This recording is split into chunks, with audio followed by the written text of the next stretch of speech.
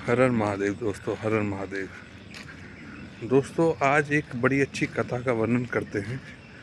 ये खाटू श्याम जी और कृष्ण जी के बीच की वार्तालाप है। तो उसमें बताया गया है कि बलिदान क्या होता है। तो दोस्तों, खाटू श्याम जी यानी बर्बरीक जी, जो घटोत्कच के पुत्र थे और भीम जी के पोते, उन्होंने भोले बाबा की बहुत तपस्या करी।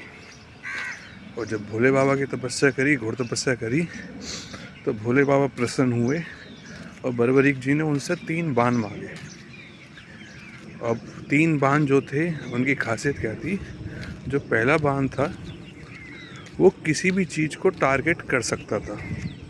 कोई भी चीज़ हो, कहीं भी छुपी हो, कैसी भी हो, उसे टारगेट कर सकता था। दूसरे बाण की क्या खासियत थी कि जो टारगेटेड था, जो चिन्हित था, उसका दूसरा बाण सर्वनाश कर सकता था। और तीसरा बाण क्या था दोस्तों? तीसरे बाण की ये खासियत थी कि वो पूरे संसार का विध्वंस कर सकता था। वो ब्रह्मास्त्र जितना भी, उससे भी ज़्यादा पावरफुल था। तो ये 3 बाण मिले।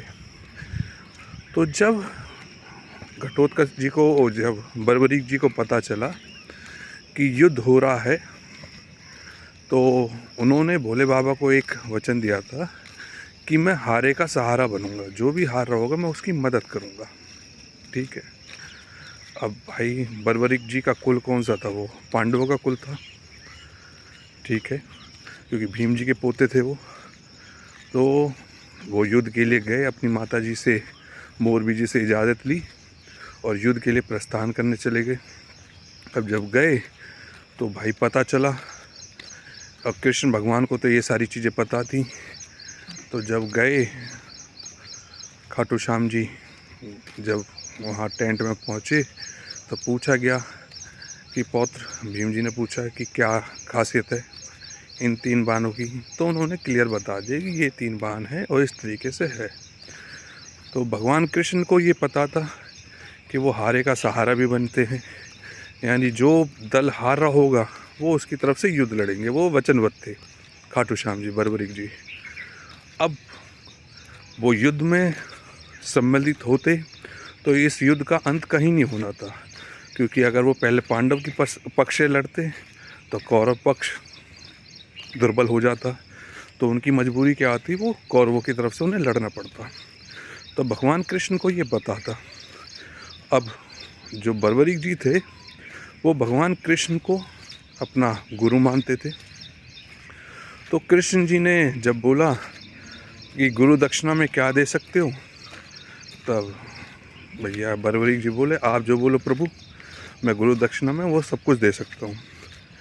तो कृष्ण जी ने बोला, भगवान कृष्ण ने बोला कि मुझे अपना शीश काट के दे दो। तो बर्बरीक जी मान गए। तो बर्बरीक जी ने बोला, प्रभु ये काम आप करिए। वो घुटनों के बल आ गए और उन्होंने बोला कि प्रभु ये देह आपका है, आप मेरा सर काट सकते हैं।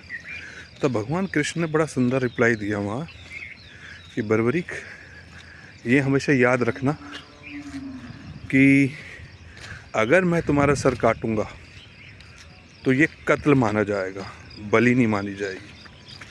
ठीक है। अगर तुम्हें गुरु दक्षिणा देनी है, बलि देनी है, तो तुम्हें स्वयं अपना सर काट के मुझे देना होगा। तो ये बात बर्बरीक जी को समझ में आई और उन्होंने अपना शीश काट के कृष्ण जी को दे दिया। सो दोस्तों, इस कथा का खाली यही एक सार है कि जो आज की डेट में हम बलि के नाम पे जानवरों की हत्या करते हैं, तो माता रानी कभी खुश नहीं होंगी, क्योंकि वो हत्या में आता, बलि में नहीं। तो उम्मीद करता हूँ दोस्तों, आपको ये कथा समझ में आई होगी और अच्छी लगी होगी। हर हर महादेव।